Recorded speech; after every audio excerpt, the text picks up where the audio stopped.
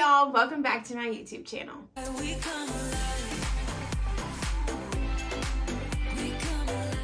Today's video is a Q&A. You guys asked me some questions over my Instagram, so we're gonna answer them.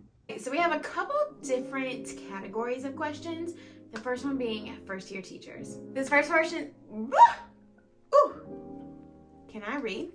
All right, starting off strong with advice and tips for first year teachers. My biggest piece of advice that I can give anyone who just graduated and is going into their first year of teaching is to give yourself grace. Everything is not going to be perfect. Coming from a perfectionist, I am diagnosed perfectionist. It's hard for me to accept that everything is not going to be perfect and everything's not going to go as planned. But my biggest thing for you, give yourself grace. Every single day you walk into your classroom, breathe and say, okay, today's gonna be a great day. I don't know what's gonna happen today, but I'm gonna give myself grace, because going from college to being a first year teacher, while there are many things you learn in college that are gonna help you your first year, there's a lot that you have not learned yet. So don't beat yourself up when you come into a bump in the road and you're not sure what to do, or you try this classroom management skill that you see on TikTok and Instagram and it doesn't work for your kids. That's okay. That is okay. Give yourself grace day in and day out. If something doesn't work, you go back to the drawing board and you figure it out. You're not going to know everything, and nobody at your school expects you to know everything. I had to go into my first year teaching and I was like, oh, everybody's heard XYZ about me and they're so excited for me to teach at their school. I have to be on point. And I was afraid to mess up, and I was putting that burden on myself. Nobody else put that burden on me. I was putting it there. So don't think that everybody expects you to be perfect, because they don't. And going into that, another thing, don't be afraid to ask for help. You don't know everything, right? You don't know. There was terminology that I didn't know when I got to my school, tests that I had to give kindergartners that I had no idea what they were.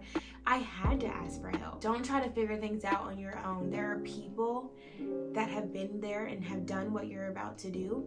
Use them. That's exactly why they're there. Do not be afraid to ask for help. Don't leave yourself in the dark because you didn't follow the light and ask for help, right? That's super cheesy. People are there to help you, whether they've been teaching for 2 years or 20 years. Use the people that you're surrounded by. And my last tip for right now is to remember your why. That was something that I heard countless times in college. My professors were like, on bad days, remember your why. On good days, remember your why. You're gonna go in, and I had plenty of those this past year where I'm like, why the heck did I sign up for this? What had me so down in the dirt was classroom behavior that I didn't experience first year. And it was a lot of what I couldn't control because it was going on at home, but it was impacting my classroom.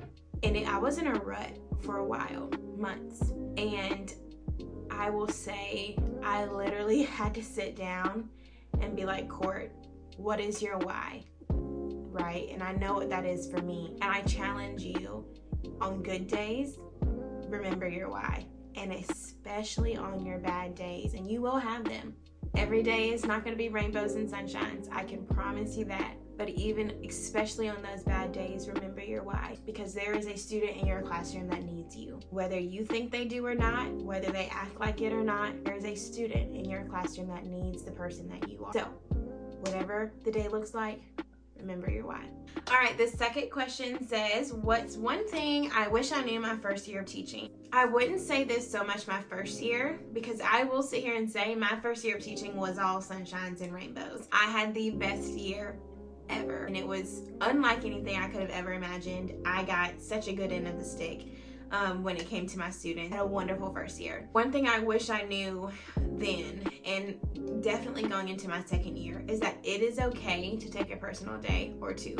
I am someone who is always on the go, constant on the go. I don't stop. And in my second year, when behaviors from the go, from jump, were an issue, and when I was getting home exhausted from having, to just correct and do all these things all day, I wish I knew that, Courtney, it's okay to take a personal day and take time for yourself.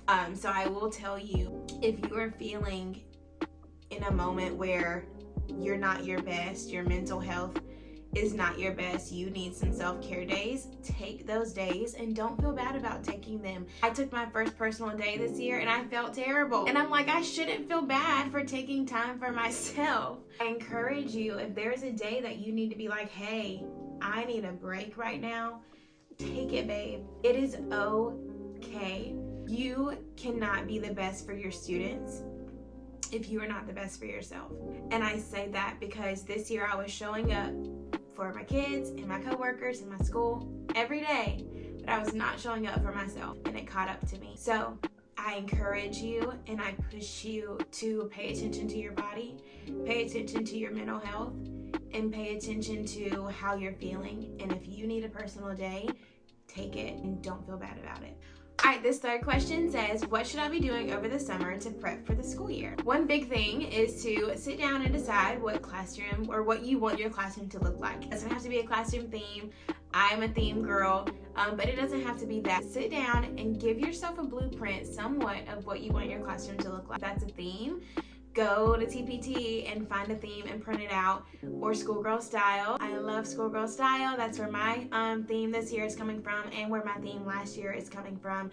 Go there, pick out a bundle, purchase it, and get started with all of that prep over the summer. Anything where you're cutting and printing and laminating, do that over the summer. Don't waste your time when you get in your classroom cutting, printing, and laminating. You don't have time to do all that. When you're in your classroom, you want to be putting things on walls, making copies, labeling, organizing, doing that kind of thing, not wasting your time doing something that you could have been doing in your house. Another thing over the summer, go ahead and look at curriculum that you might be teaching. Don't harp on this at all. Don't sit down on your couch and try to teach a lesson already. Don't do that, but just familiarize yourself with what you're going to be teaching that year so that it's not a shock when you get in there.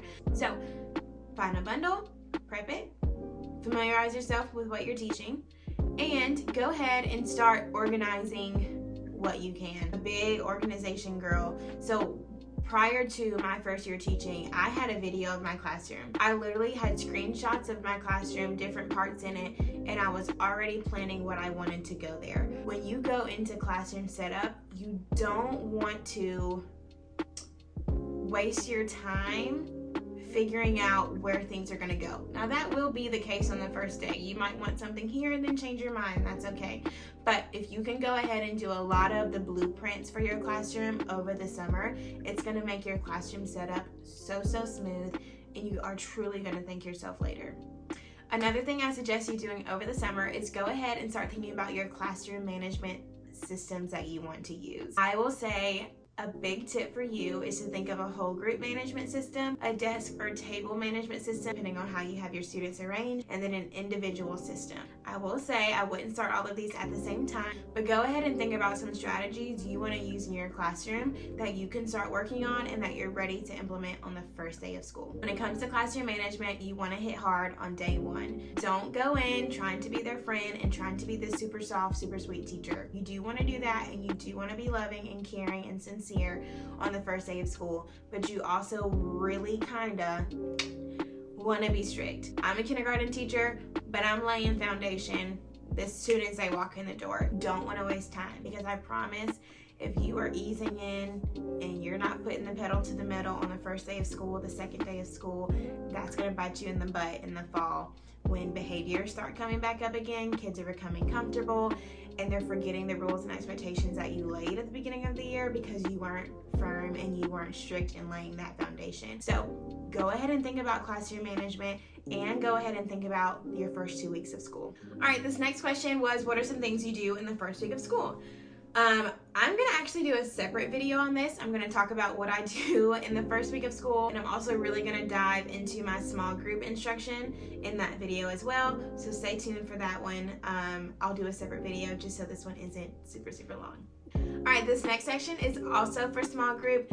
Like I mentioned, I'm going to do a whole nother video on small group because I know that it's going to get long, and I want to be able to show you guys things and link things for you and really dive deep into how I do small group in my classroom. So stay tuned for that separate video all about small group and the first 2 weeks of school. So this next question says, how do you balance, let me read it right. How do you manage a healthy work-life, personal life balance? For me, the biggest thing is to find something that you love to do outside of teaching.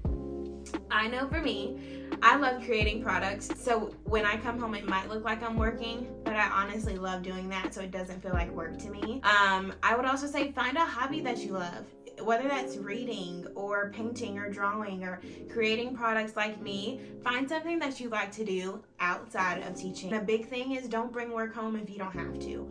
I know in some instances you might have to bring something home that you need to do for school the next day, and that's fine. But as many times as you can avoid that, don't bring work home. Keep it there. If you need to stay after a little bit after school one day to get it done so that you don't have to bring it home, do that. But find something that you love to do outside of school. Also, have community. Hang out with grown-ups. I know for me, I'm teaching kindergartners all day, so as much as I can hang out with grown-up people, I eat it up. I love my church. I'm very involved in it, so I love going there on the weekends. Finding conversations and activities and hobbies and things that you can do outside of school will help you kind of detach from that when it's not Monday through Friday or 7:15 to 3:30. And find something that you love that you can put your mind on and take your mind off of school to create that little balance that you're looking for. All right, this next section is I cannot talk. This next section is miscellaneous, so these are questions that are kind of all over the place. The first one says, do you supplement open court blue band? So I know a lot of you don't teach open court and a lot of you might, but there's 3 bands: green band, which are foundational skills, red band, which is reading, and blue, which is grammar. When it comes to your question, we don't teach the blue band at my school. We only focus on the green and the red, so I don't even look into the blue band to supplement it. All right, this next question is about side hustles. So that would be TPT creating, digital products that I create, social media, that kind of thing. Someone asked, you have a beautiful home and classroom. Do your side hustles make that happen? Yes and no. I haven't changed my house in 2 years. Like classroom, I was buying for my house in little itsy bitsy pieces, and so things are adding up and I have all of it here. I really don't have a lot in my home. My home is very minimal compared to my classroom, which is what I love. I love to just come back and be in a calm, collected space. When it comes to my classroom, like I mentioned earlier, I buy things here and there as I see them. So I'm not spending hundreds and hundreds of dollars at one time. No. I'm buying things here and there. When it comes to this new theme that I'm doing, Sugar Pop, bundles can be expensive. I will say that. Depending on where you're purchasing them from, what's included. When you get a schoolgirl style collection, you get physical products, so you are paying for the quality and the amazing quality of that. When you do digital downloads, you're still paying for the download, you're paying for the printing and the laminating and all of that. It does cost to make your classroom into something. Don't feel like you have to have all of that up right away. Kind of going back to how to purchase for your classroom. Don't feel like you have to do everything at one time. You don't. You can build and you can add things as you go. As long as you feel comfortable with what it looks like and you feel like it's a home to your students, that's really all that matters. But I will say that brand deals and passive income on TPT, it does help me be able to do things outside of teaching, because as you know, teachers don't get paid a lot, so I do enjoy side hustles to bring in extra income. This next question said, how do you display your learning targets? If we're being honest, I don't. It's not a requirement at my school. If you walk into my classroom, you're not going to see standards or I can statements hung up anywhere. I tried to do that, but I was horrible at changing them and it just collected dust. But if you do have to do that at your school, I will suggest I saw a teacher do this one time. She had picture frames up, and then in the picture frame she had a document that said, I think it said math, writing, reading, phonics. She had a couple different picture frames, and with a dry erase marker she changed the standard on there to make it really easy for her. Some products on TPT that you can use, I used to have a file from it and just was horrible at changing it, but of course I'm teaching from the book, I'm teaching from our report cards, and everything is getting taught as it should be. This next question says, how do you teach kids how to share? It's always been a problem for me. Now that I'm sitting here thinking about sharing, I wouldn't say I've ever had an issue with it. And I'll honestly say I don't know if I give my kids enough opportunities to share. And that might sound weird, so let me clarify.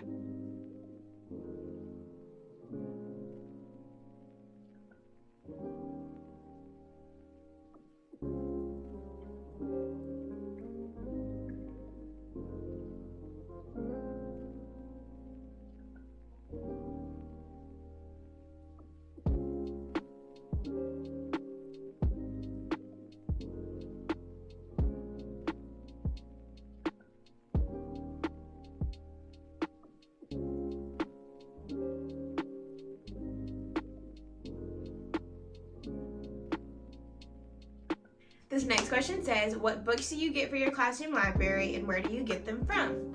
I have not really updated my classroom library in 2 years. All of my books came from Goodwill and Target here and there. I was hitting up Goodwill over the summers before I started teaching like clockwork. I was getting books, looking through them, paying 50 cents, $1 for them. That's where most of my books came from. And then for the past 2 years, if I see a book in Target that I like, I'll pick it up. Walmart, I'll pick it up. And then when our book fair comes to school, we get a little discount, so I'll pick up books here and there that I know my kids would like. 90% of my books are all from Goodwill, so I definitely recommend going there and looking through their children's book section. You will find some really good books that people have donated for super cheap, so I would definitely recommend that. Almost all of my books are from Goodwill, and if they're not, they're from Target, Walmart, or the book fair. This next question says, how much of your classroom resources are paid for? Anything decor-wise, that's straight out of my pocket. When it comes to my school, I know this is different at every school and every district, but in our district, we get $300 to put toward classroom supplies, and that has to be anything that the students are going to directly benefit from. And then we get another amount to use on school supplies like construction paper and things like that. The only things I'm purchasing for my classroom are all of the organizational things and the frill and the decor. But when it comes to supplies and things that students are using, manipulatives and things like that, we do get a stipend and we're able to use that as long as what we're purchasing benefits our students directly. All right, that is all of your questions. I will be making separate videos for the first week of school. I'll probably do the first 2 weeks of school, and then small group. I'm so excited about that one. I'm going to show you what I use. I'm going to link everything that I use for small group, walk you through how long it is, how I rotate, how my kids learn what small group is. I'm so excited about it because as I'm talking to you guys, I'm also perfecting it in my head, and I'm really excited to just get a real good grasp on it this year, and I'm excited to share with you how I do that. So keep updated on that. That'll probably be mid next week, maybe Wednesday or Thursday. Look for the video on that. And then I'm so excited to get back in my classroom in July to set up. And so we'll be doing some classroom setup videos because we are starting from scratch with our Sugar Pop collection from Schoolgirl Style, and I am geeked. So can't wait to see you in the next video. Bye. Love y'all.